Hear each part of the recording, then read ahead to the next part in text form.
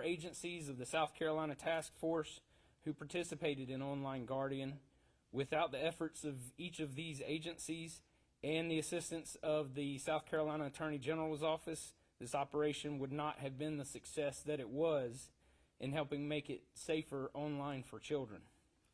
One of the goals of these operations is for us as law enforcement officers to place ourselves online in the hopes of placing ourselves between offenders and children.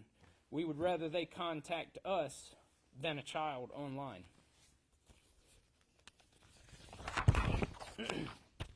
List out the assisting agencies, of course, included the South Carolina Attorney General's Office, the Charleston Police Department, Mount Pleasant, Summerville Police Department, Naval Criminal Investigative Services, or NCIS, Goose Creek Police Department, Homeland Security Investigations, the Federal Bureau of Investigation, Concord, North Carolina Police Department, Hillsborough County, Florida Sheriff's Office, and the U.S. Marshals Task Force. Each of these agencies loaned either resources or their personnel to this operation. Many of the Sheriff's Office components were a part of this. It took a whole agency approach to make this operation a success. Operation Online Guardian was conducted from May 13th through May 16th of 2025. Some of the arrests that you'll see today were made during follow-up investigations after the operation. For the operation itself, we made 8 total arrests. 6 of the arrests that were made traveled during the operation with the intent to meet a child to engage in sexual activity. Several of these subjects communicated over multiple days, and that would have resulted in multiple charges. And we'll have a slide to go over those arrests. These are the subjects that were arrested as part of this. I'll have another slide at the end so you guys it'll pause on that for you. The first one was Russell Troxell. He was arrested on May 14th, 2025. Troxell traveled during the operation with the intent to meet a minor for sexual activity. He was charged with attempted criminal sexual conduct with a minor second, sexual exploitation of a minor first degree, attempted, and criminal solicitation of a minor. The next is Dominic Abdo. Abdo was arrested on May 14th. He traveled during the operation to meet a minor for sexual activity. He was charged also with attempted criminal sexual conduct with a minor second degree, attempted sexual exploitation of a minor, criminal solicitation of a minor. Abdo was at the time an active member of the military. His case is going to be prosecuted by NCIS through the Uniform Code of Military Justice. Omega Smalls was arrested May 14th. He also traveled to meet a minor for sexual activity. He was charged with attempted criminal sexual conduct with a minor second degree and criminal solicitation of a minor. Jared Chandler was arrested May 14th. He also traveled to meet a minor during the operation, charged with attempted criminal sexual conduct with a minor second degree, attempted sexual exploitation of a minor first degree, and criminal solicitation of a minor. Jason Taylor he was arrested May 16th, 2025. He traveled during the operation with the intent to meet a minor for sexual activity. He was charged with attempted criminal sexual conduct with a minor second degree, attempted sexual exploitation of a minor first degree, criminal solicitation with a minor, and Mr. Taylor was also charged with resisting arrest. Riley Blakely was arrested on May 16th. He traveled during the operation to meet a minor for sexual activity. He was charged with attempted criminal sexual conduct with a minor second degree, 2 counts of attempted sexual exploitation of a minor first degree, 3 counts of disseminating obscene material to a minor, 4 counts of criminal solicitation of a minor, luring a child, attempted, and possession of a weapon during a violent crime.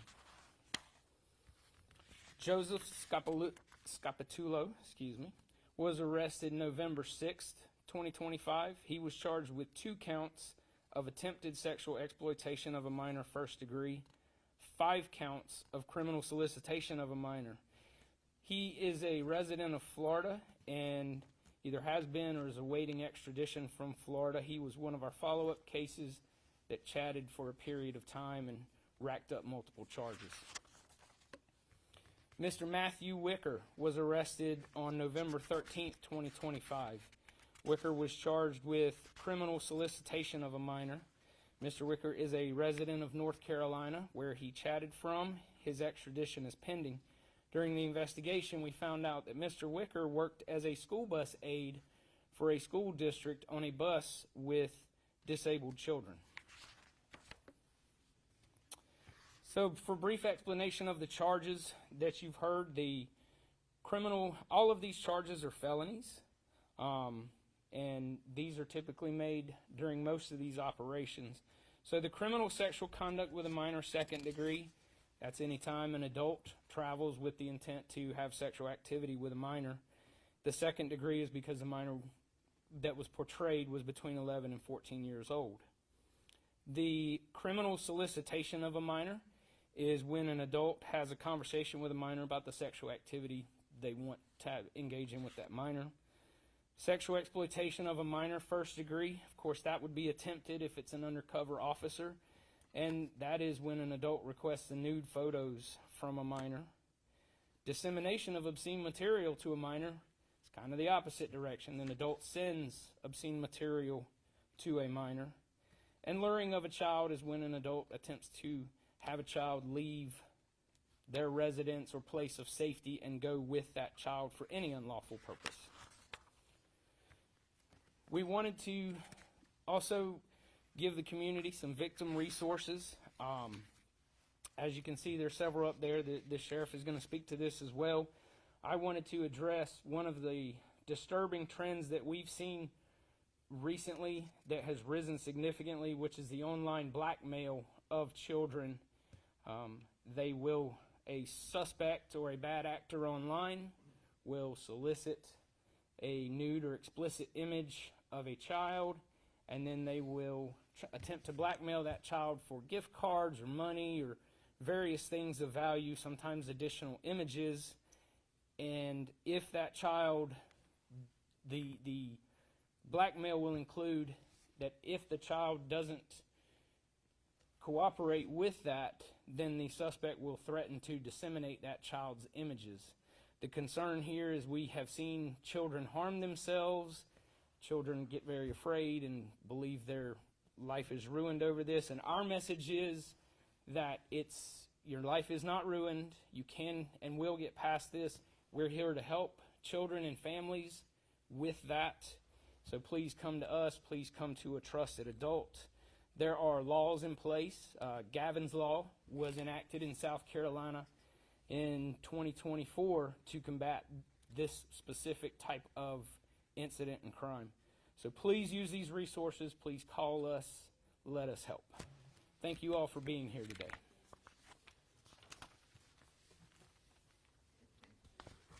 Okay, thank you, Detective.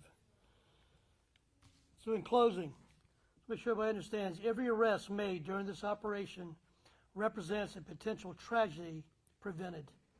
The individuals taken into custody believed that hiding behind the screen would shield them from consequences. They were wrong. Our message to anyone considering the exploitation of a child is simple. We are watching, we are prepared, and we will not stop. However, enforcement alone is not enough. Protecting children requires a whole community effort. We encourage parents, guardians, and educators to speak with children about online safety, about the importance of secure communication, reporting uncomfortable interactions, and understanding the risks that exist in digital spaces. We will continue to pursue predators relentlessly, and we will continue to safeguard our children vigilantly. If you suspect that a child is being targeted or exploited, please contact law enforcement immediately. Tips can also be submitted through the National Center for Missing and Exploited Children's cyber tip line.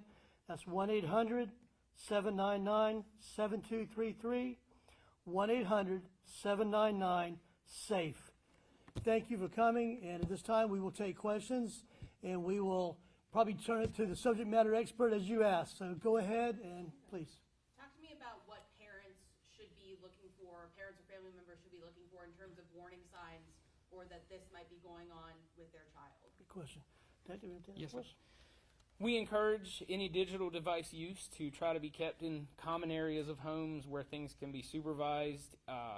One of the things that we see in our experience is behavior change, and we mean pretty significant, extreme behavior change, grades, attendance, trying to hide devices, hide things that are on devices. If you're a parent and you have a child, you should, number one, absolutely know the passcode to those devices and have access and carte blanche ability to look through those devices. And this isn't a privacy issue. Children do need room and space to grow. But as you can see from this operation, this is a give them that room, but we also have to protect them as parents. A lot of it happening through social media.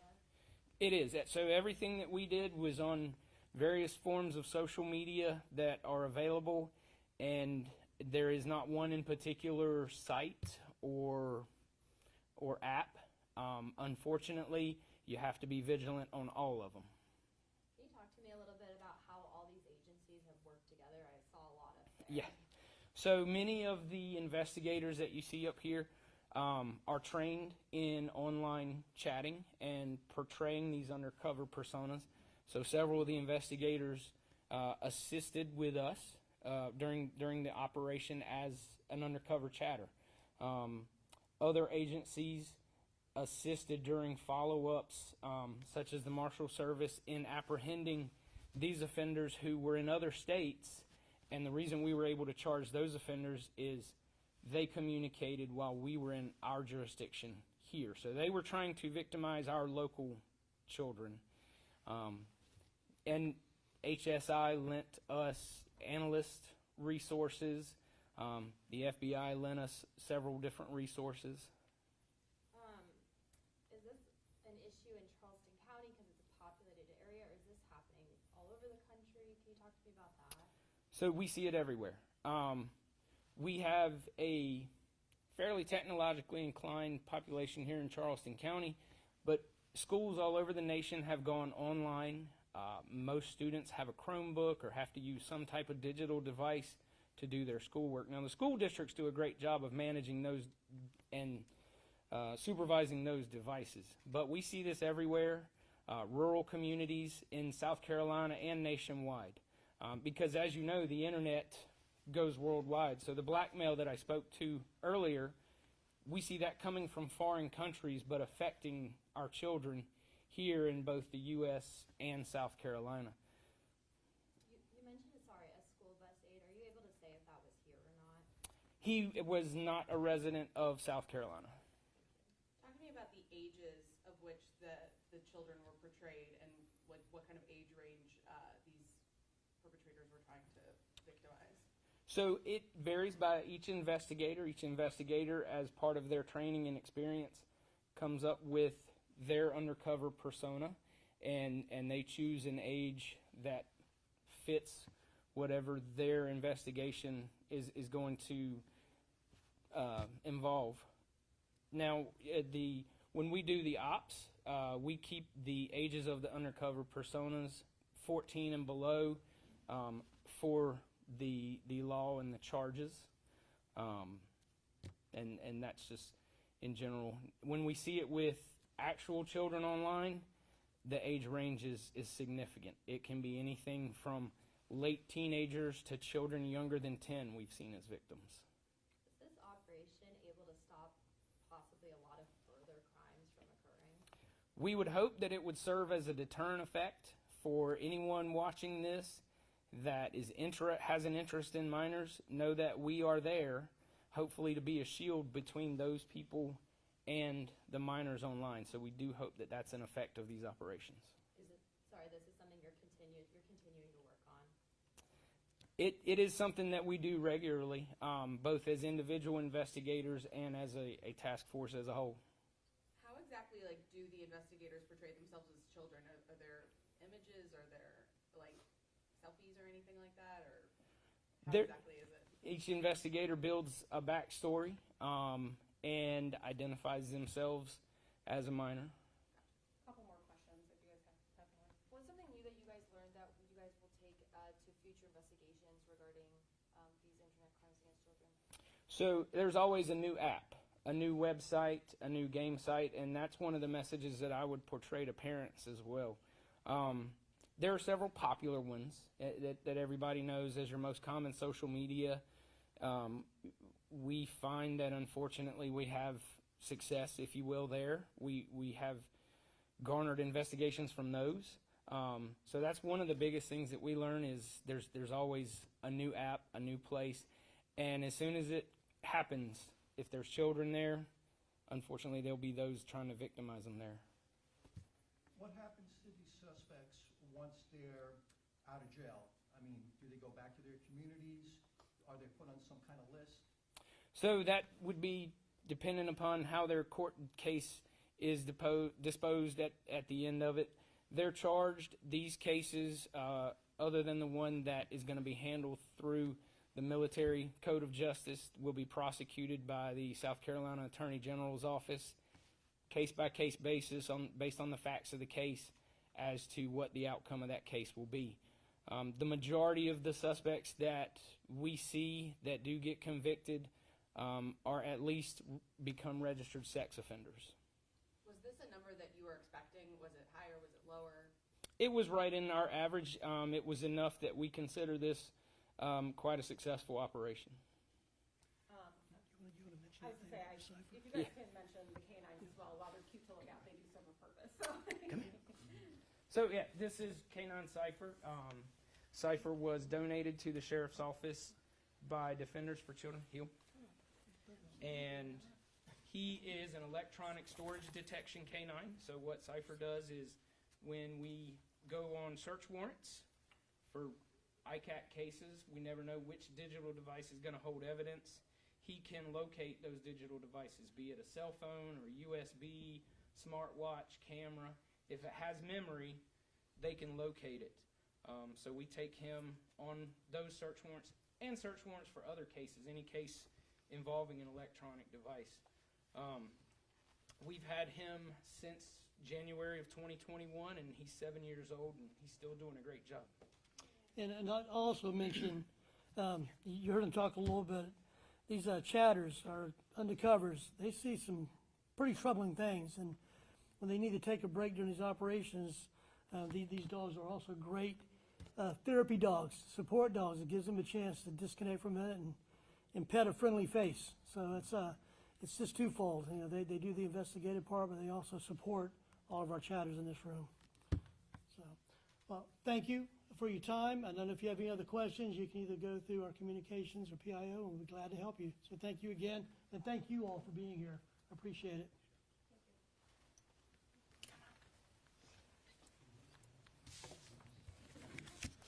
Well done, sir. Thank you. Appreciate y'all being Great here. work. Thank you, Junior. Thank you,